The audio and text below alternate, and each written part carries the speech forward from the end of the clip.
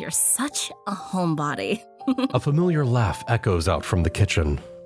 Sprawled out on the sofa, you make a show of scratching yourself for nobody, force a yawn, and call right back. All I said was that once you've been to a couple nightclubs, you've been to them all. Waving your hand in small, lazy circles, you continue your half-hearted tirade.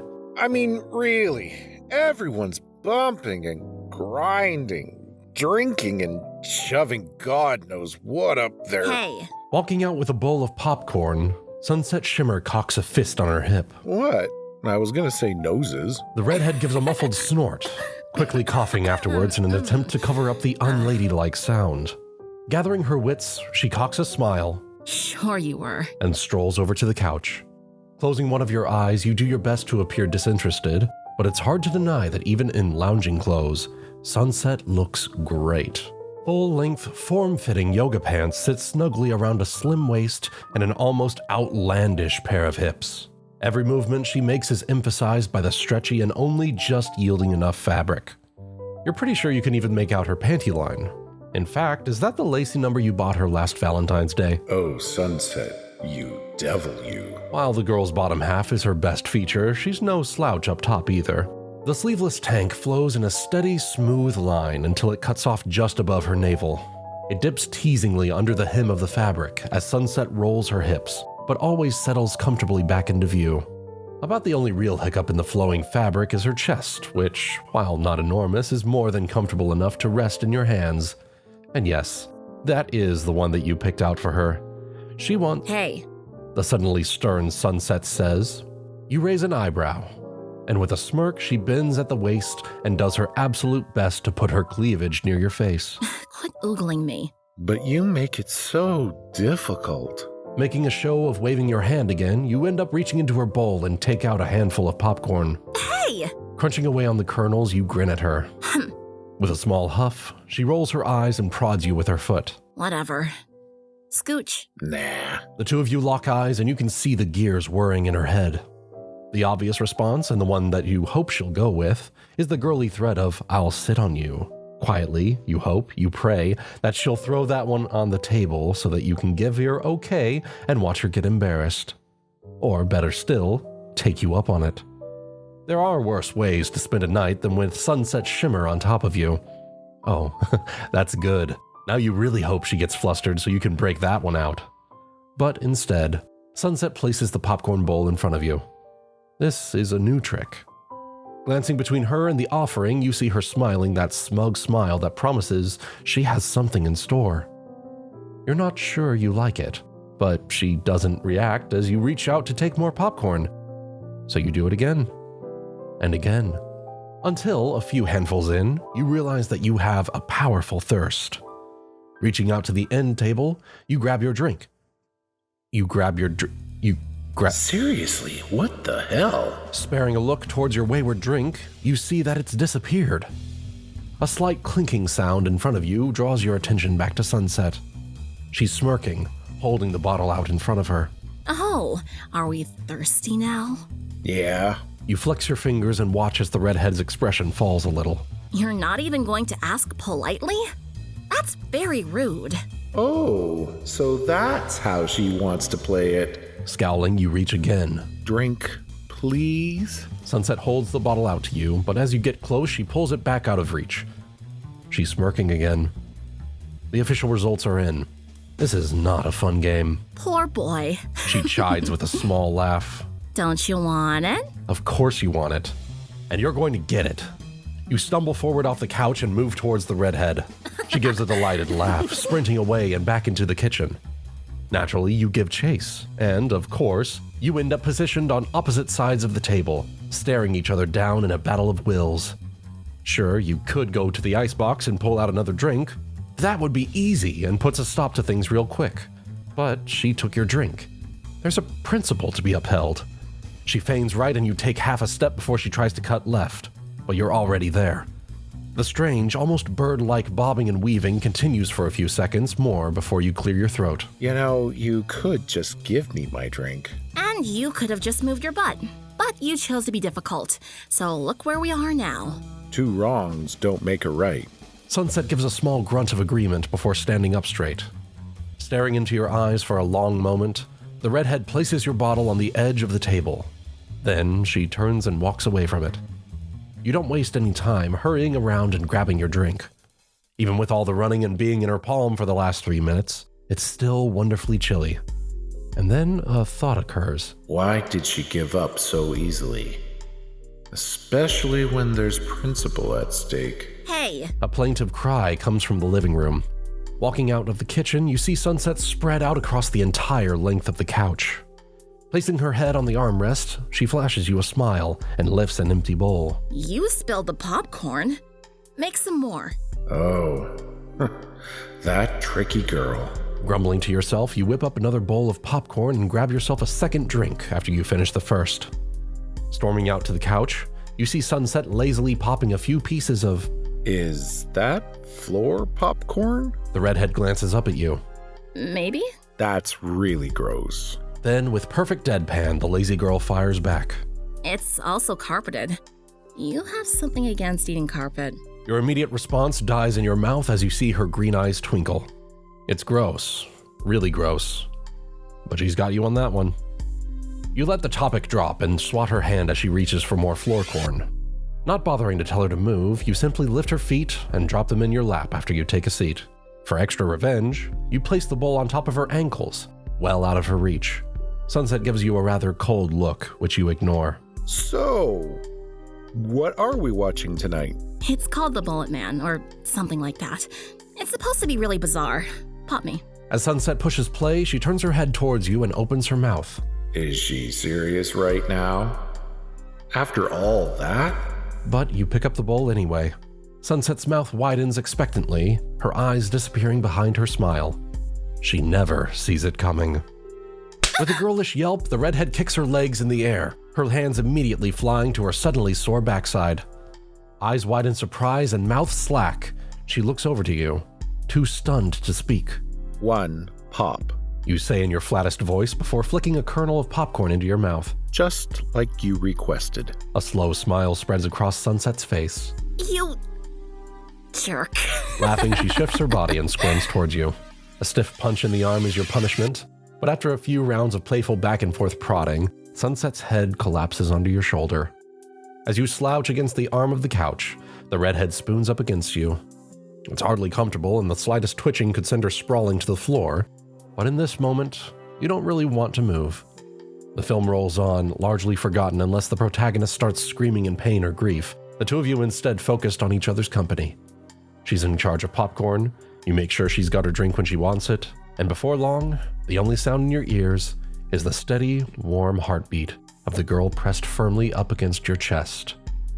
Leaning up to her ear, you whisper quietly. You don't get this at Sandra's Slut Shack. Casting a green eye your way, Sunset smirks and nods. Yeah, I know. Now who's the homebody? Hey guys, just a quick little reminder here before we continue. Don't forget to like and subscribe, and if you're able, please feel free to join the channel memberships or support me on Patreon. All of the proceeds go back into the channel, whether that be commissioning artists for thumbnail art, voice actors for their professional quality recordings, equipment on my own end, and more. Especially with YouTube not exactly supporting the kind of stories I often find myself recording, it's a great help to me when I don't have to worry about the costs of creating the content that I love. That's all from me for now. Back to the story. You can't be serious. Staring at Sunset for a long moment, you bob your head twice. I'm seriously serious. The redhead's forehead wrinkles gently, as though she were trying to figure out if you're lying or not. You aren't. She doesn't seem to be getting that. After a moment, she shakes her head and gives a small laugh. Oh, okay. I get it. It's a joke. It's not a joke, but she keeps going anyway. I say I want to go have some fun, and you agree. And then you bring me out here for a laugh. No, if you remember, I also said to wear comfortable clothes, because this is where we're going. Sunset's face goes red as she twists from one side to the other. Well, these are comfortable. Well, you can't deny they're cozy looking. The hem of her evergreen skirt cuts off just above the knees, snug but not form-fitting. It does show off her butt, though. Likewise, her top is a worn-out looking purple affair with a beaten-up sun decal. She's probably had that thing since high school, and the fabric is so worn out of the stitching. It looks like it might tear at any moment. But the fact that she can still fit into that top is really... You look up and see Sunset staring at you. Yeah, you look great. But you could have told me we were coming out here. I could have worn pants. Turning over your shoulder, you let your eyes roam the empty playground. The sun is beginning to set, and so all the kids have already headed home for the night. But the lights will still be on for an hour or two yet. Yeah, I could have, but where's the fun in that? Huffing, the redhead looks away and crosses her arms under her chest. With a short laugh, you roll your eyes and walk over to her. Sliding an arm around her waist and motioning to the playground with the other, you smirk. Oh, come on. When was the last time you were on one of these things? That's gotta be You gulp as Sunset shoots you a stern glare. Sunset is usually very accommodating, but in this instance, you should probably watch your words carefully. One wrong step and you could end up picking playground mulch out of your teeth. And that's if you're lucky. Oh, about a decade, right? A sly smile slips across Sunset's lips as she shakes her head. You goof. Turning her attention to the structure, she frowns a little and shrugs. Actually, I've never been on one of those before. Wait, what? You grab Sunset by the shoulders and give her a firm shake. The redhead yelps, her eyes wide as she grunts. What? What did I say? You've never even been on a playground before? What kind of authoritarian despotism did you grow up in where fun isn't allowed? I didn't say that. Sunset gives a brief laugh, moving closer and wrapping her arms around your waist. Just back where I'm from, they don't usually build them this big. And I was more of a book and practical sort of girl. She's red in the face again. Oh, she's embarrassed. Well, that's cute. Bringing one of your hands around to her face, you touch the tip of your index finger against the tip of her nose and say the most affectionate term of endearment you can come up with. Nerd. Sunset's jaw drops, and you slip out of her grip. Grinning from ear to ear, you hop onto one of the platforms nearby and cup your hands over your mouth. Didn't you hear me? I called you a nerd. Slowly, the girl smiles again and begins to move after you. With a quick reach, you pull yourself up onto the hanging bars and begin to swing your way across the open space below. There's a girlish grunt and a sudden shaking as Sunset grabs onto the monkey bars behind you. A quick glance back confirms that she's ready enough for the chase. The crossing is easy enough, but navigating through the much smaller twists and turns of the play structure proves to be difficult. Who knew that kids half your size were so small? Wait. Setting that thought aside, you wrestle your shoulders out of their confines and scamper up to higher ground. Despite her huge hips, the smaller Sunset isn't having nearly as much trouble as you did, and you can already hear the familiar clomping sounds of her boots approaching. Desperate for escape, you hurry up to the top of the structure, only to find that, aside from going back the way you just came and running into Sunset, there's only one way down. Well, two, actually. You could launch yourself over the wall and hope that you don't hit the ground too hard, but the non-cheating way down is the slide. As you approach the plastic tube, you can almost feel the static electricity setting your hair on end. Aha! Sunset grins as she comes around the corner. She makes a show of cracking her knuckles. Now, you're going to see what this nerd is capable of, dork. Dork? You stifle a laugh and place your hand on the launching bar. Much as I'd like to stick around and see that, I'm afraid you're too late. You see, your mistake was challenging me, the slide champion. Ta-ta, dear. Hopping off the ground, you swing yourself into the tube. The world goes dark, save for the mouth of the slide, and you see Sunset peek in before it vanishes entirely. Round and round, you feel yourself spin, suddenly considering that this might not have been the best idea. This thought is further cemented when, just as the light at the end of the tunnel comes into view, you squeak to a stop. Kids must secrete a mucus or something out of the seat of their pants that makes them into sliding machines, because once you grow up, it dries up. And so do your slide skills. You scamper your way down the last bit of the tube, eager to put both feet back on the ground. But as you're passing the lip, you hear a shout and a whoosh, and then feel a pair of heavy boots collide with your backside.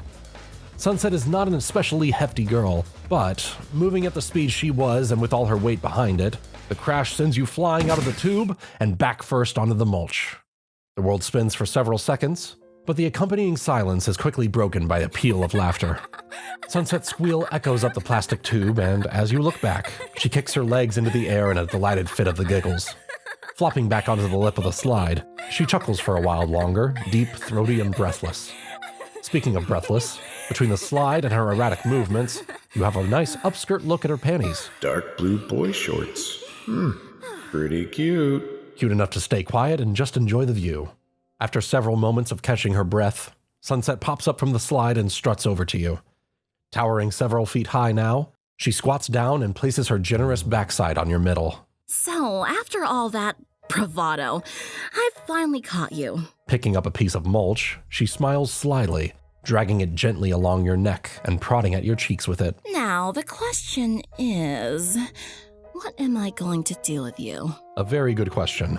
One that sends your heart pounding. Well, this is a public place, so... Sunset presses the mulch to your lips, Prisoner doesn't get to talk unless I say so. forcing you to your feet. The redhead pulls you along through the playground until you reach the swing set. Your heart leaps for a moment at the prospect of getting some serious air, but Sunset instead takes a right and pushes you into an oversized heavy machinery tire. It wobbles under your weight and you very nearly fall through the center, but after situating yourself, you find that it's actually quite comfortable. Held horizontally in place by a long length of vertical chain, the tire swing wobbles about in small, lazy circles. Circles which increase slightly as Sunset hops on, positioning herself close to you. Together, the two of you stare up into the gathering gloom of night, watching as the stars pop into being. After several long moments, you glance over at Sunset. For a girl who's never been on a playground before, you sure could have fooled me. I already told you, it's different. She gives a gentle laugh and slides a hand under your shirt. You're still twitching. Yeah, being a kid is harder than I thought. With a non-committal grunt, Sunset falls quiet. What thoughts are running through her head, you wonder?